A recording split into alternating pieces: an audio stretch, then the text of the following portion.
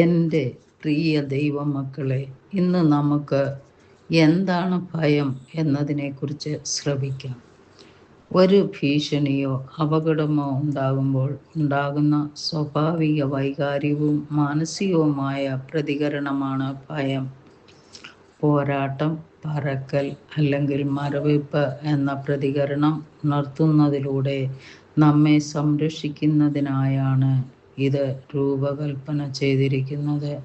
അതുവഴി ശരീരത്തെ ദോഷകരമായ സാഹചര്യങ്ങളോട് പ്രതികരിക്കാൻ നമ്മെ സജ്ജമാക്കുന്നു.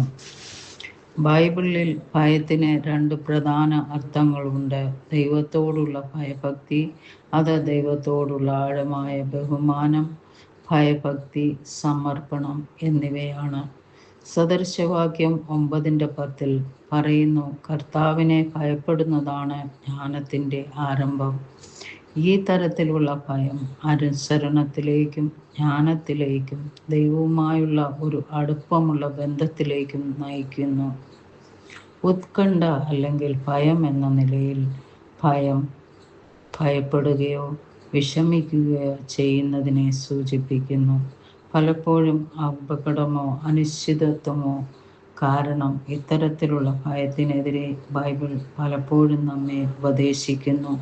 ഉദാഹരണമായി 2 തിമോഥെയോസ് 1:7 പറയുന്നു, ദൈവം നമുക്ക് നൽകിയിരിക്കുന്നത് ശക്തിയുടെയും സ്നേഹത്തിൻ്റെയും ആത്മാവിനെ അല്ലാതെ മറ്റൊന്നുമല്ല.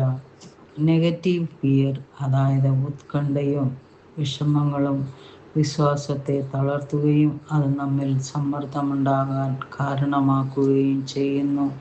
എന്നാൽ പോസിറ്റീവ് ഭയം ജ്ഞാനത്തിലേക്കും നീതിയിലേക്കും അനുഗ്രഹങ്ങളിലേക്കും നമ്മെ നയിക്കുന്നു. ദൈവത്തിലും അവൻ്റെ സ്നേഹത്തിലും വാഗ്ദാനങ്ങളിലുമുള്ള വിശ്വാസത്തിലൂടെ ഭയത്തെ മറികടക്കാൻ കഴിയുമെന്ന് ബൈബിൾ നമ്മെ പഠിപ്പിക്കുന്നു.